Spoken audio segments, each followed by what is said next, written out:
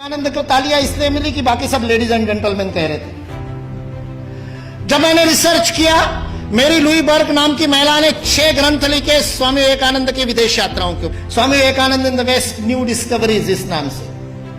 वो मेरी लुई बर्क ने शिकागो की उस धर्म सभा में उपस्थित जो श्रोतागण थे उसके प्रत्येक के साथ संपर्क किया, जो जीवित थे, जो जीवित नहीं थे उनके वंशजों के साथ, उनकी डायरिया खंगाली, उसके पूरे मिनट्स पढ़े। और उसके बाद में वो कहती है स्वामी विवेकानंद पहले व्यक्ति नहीं थे, चौथे व्यक्ति थे। उनसे पहले 3 लोगों ने ब्रदर्स एंड सिस्टर्स नाम का संबोधन किया था। श्रीलंका से एक बौद्ध साधु गए थे, धम्मपाल अंगीकारा, उन्होंने किया था। एक बौद्ध भिक्खु जापान से आए थे, उन्होंने भी यही बंधु और भगिनी वाला संबोधन किया था। और तीसरे प्रताप चंद्र मुजुमदार थे, जो भारत से ही गए थे, थियोसॉफिकल सोसाइटी के प्रतिनिधि थे, उन्होंने भी किया था। स्वामी विवेकानंद चौथे थे। उस सभागृह ने पहले 3 बार वो संबोधन सुना था, उसके बावजूद नाविन्य के कारण तालियां नहीं बजी थी 2.5 मिनट तक। उसके बावजूद 2.5 मिनट तक तालियां बजी, क्योंकि वहां खड़े हुए व्यक्ति के अंदर वह भातृत्व का, वह बंधुत्व का, वह अपनत्व का, वह आत्मीयता का, मेरा कोई है, इस प्रकार का बोध उस वाणी के माध्यम से श्रोताओं के साथ जुड़ा था। सुभाष चंद्र बोस बहुत जबरदस्त वक्ता थे, मुर्दे को जगा दिया उन्होंने। अपनी पूरी आजादी सेना युद्धबंदियों में से तैयार की थी। हारे हुए युद्धबंदियों के कैदियों के बीच में ऐसे प्राण फूंकते कि आजाद हिंद सेना की स्थापना हो जाए। वो सुभाष चंद्र बोस कहते आज स्वामी विवेकानंद जीवित होते तो उनके पैरों में मैं बैठा होता। उस सुभाष चंद्र बोस को किसी ने पूछा कि स्वामी विवेकानंद के शब्दों का असर क्यों हुआ, तो उन्होंने अपनी वो कवित्वमय वक्तृता में कहा था, जो बात होठों से बोली जाती है होठों तक पहुंचती है, जो बात गले से बोली जाती है मेरे जैसे चिल्ला चिल्ला के वो गले तक पहुंचती है, कभी कभी गले उतर भी जाती है, लेकिन हृदय तक वही बात पहुंचती है जो हृदय से कही जाती है। और स्वामी विवेकानंद के शब्द हृदय से कहते हैं।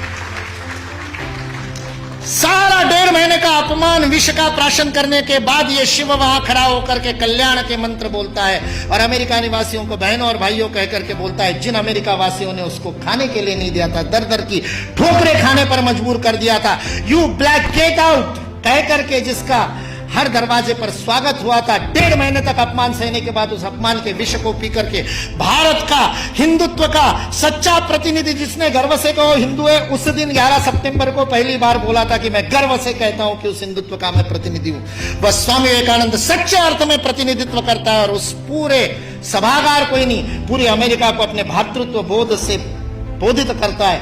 ये भारतीय संस्कृति की वैश्विक अवदान है, वसुधैव कुटुंबकम का भाव है। हमारे यहां किसी भी सामूहिक गतिविधि का सर्वोच्च आदर्श परिवार है। यदि आप अपने संस्था में परिवार का भाव स्थापित नहीं कर सके तो उस संस्था का नेतृत्व करने का आपको अधिकार नहीं है। यह भारत का बोध है। मैं कहता हूं ये कुछ नहीं बिगाड़ सकते, ये विकृति फैलाने वाले कुछ नहीं बिगाड़ सकते, क्योंकि इस देश का समाज जीवंत समाज, और जो शरीर जीवंत होता है उसके नाक में धूल का कण जाता है तो छींक मार करके भगा देता है। भारत ने भी छींक मार दी तो भाग गए बेचारे, कहां जाएंगे। और आज जिस बात के ऊपर हंसते थे उन सारी बातों को स्वीकार करने के लिए विश्व मजबूर है, विवश है। एंगस मेडिसन नाम के एक अर्थशास्त्री को काम दिया गया सन 2000 में। जिस कालगणना की आप दोनों ने बात की, उस कालगणना में 1000 की गिनती बड़ी महत्वपूर्ण थी, क्योंकि बाइबल में लिख दिया कि 1000 वर्ष जब पूरे हो जाएंगे तो मिलेनियम पूरा होगा।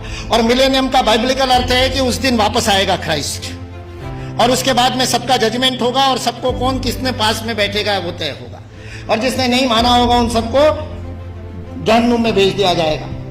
1000 साल बाद हुआ नहीं तो सबको लगा 2000 साल बाद होगा, इसलिए 2000 बड़ा महत्वपूर्ण वर्ष था। बहुत सारे सम्मेलन हुए सारी दुनिया में, और उन सम्मेलनों के बीच में दुनिया के सर्वाधिक विकसित देशों का जो संगठन है OECD, organisation for economic cooperation and development, जिसके लिए विश्व के सर्वाधिक GDP वाले पहले 7 थे, अब 15 हो गए, 16 हो गए देशों का वह संगठन था।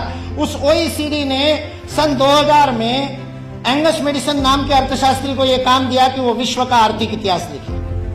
और चूंकि उनकी गणना, उनकी हिस्ट्री 0 ईस्वी से शुरू होती है, तो एंगस मेडिसन को भी काम दिया 0 ईस्वी से 2000 ईस्वी तक 2000 वर्ष का आर्थिक इतिहास लिख दीजिए। उस पुस्तक का नाम है economic history of the world millennial perspective by Angus Maddison. OECD.org इस वेबसाइट से आप डाउनलोड कर सकते हैं। 2000 वर्ष का आर्थिक इतिहास लिखा है एंगस मेडिसन में। और वह एंगस मेडिसन कहता है कि पहले 1500 वर्ष 0 ईस्वी से लेकर के 1490 तक, 99 तक सारे विश्व के जीडीपी में लगभग 2/3 66% योगदान देने वाला देश कोई था तो वो भारत देश था।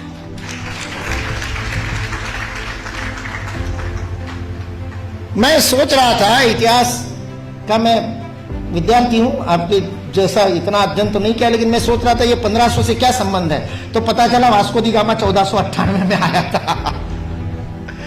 और मतलब उसने भारत को खोजा, ऐसा हम लोग भी लिखते हैं, तो उससे पहले कोई गुम हो गया होगा।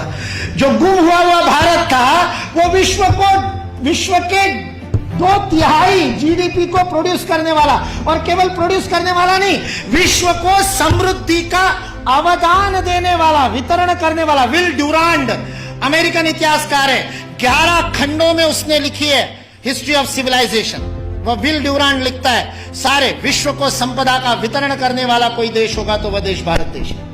वितरण शब्द प्रयोग किया है, लेन देन नहीं, वितरण करने वाला देश। सारे दुनिया में हमारे व्यापारी जाते थे।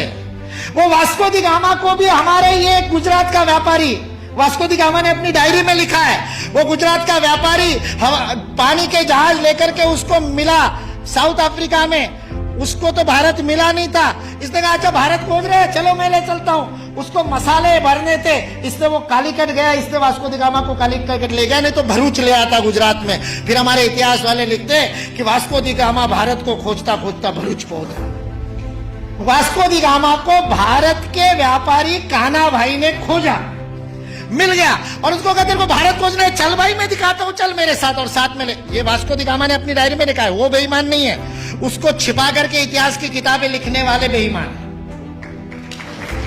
वास्को दी गामा की डायरी का उद्धरण दिए बिना हमारे को गलत इतिहास पढ़ाने वाले बेईमान है। वास्को दी गामा ने तो ईमानदारी से लिखा है। उसने ये भी लिखा है कि उस कान्हा भाई के जहाज मेरे जहाजों से कई गुना अधिक प्रगत थे। 40 खेने वाले लगाने के बाद भी मेरे जहाज को उतनी गति नहीं थी जो उससे 3 गुना बड़े, 3 मंजिल वाला जिसके ऊपर डेक था, ऐसे जहाज को केवल 16 नाविक खेते थे। ऐसा कान्हाबाई का जहाज था। भारत की विज्ञान और तकनीकी की स्थिति अंग्रेज इस देश में आए तब सारे विश्व से अधिक उन्नत थी। ये अंग्रेजों में से कुछ ईमानदार इतिहासकारों ने लिख करके रखा। इसलिए जो इस गलतफहमी में है कि अंग्रेज इस देश में नहीं आते तो भारत में तो कोई विज्ञान ही नहीं होता, वह इस बात को समझ ले कि अंग्रेज इस देश में नहीं आते तो केवल भारत का ही नहीं, विश्व का विज्ञान आज है उससे अधिक प्रगत हो।